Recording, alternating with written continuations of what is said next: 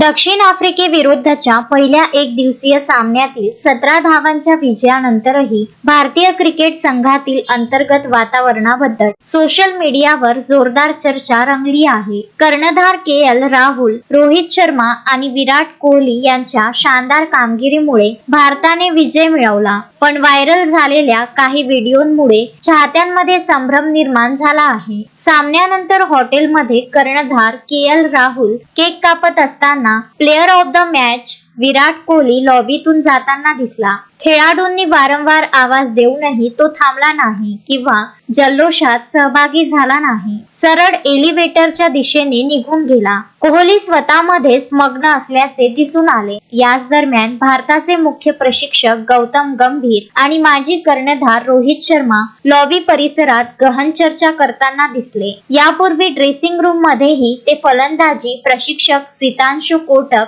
यांच्यासह बोलताना दिसले होते. व्हायरल झालेल्या आणखी एका व्हिडिओ क्लिप मध्ये विजयानंतर विराट कोहली ड्रेसिंग रूमच्या दिशेने जात असताना गंभीर काचेच्या पलीकडे उभे होते. मात्र कोहली त्यांच्याजवळ येताच मोबाईल फोन मध्ये व्यस्त झाला आणि त्याने गंभीर यांच्याकडे पूर्णपणे दुर्लक्ष केले असे दिसत आहे. या सर्व घटनांवरून दक्षिण आफ्रिकेविरुद्धच्या कसोटी मालिकेत पराभव झाल्यानंतर भारतीय ड्रेसिंग रूम मध्ये तणावपूर्ण वातावरण असल्याची चर्चा क्रिकेट चाहत्यांमध्ये आणि सोशल मीडियावर वाढू लागली आहे.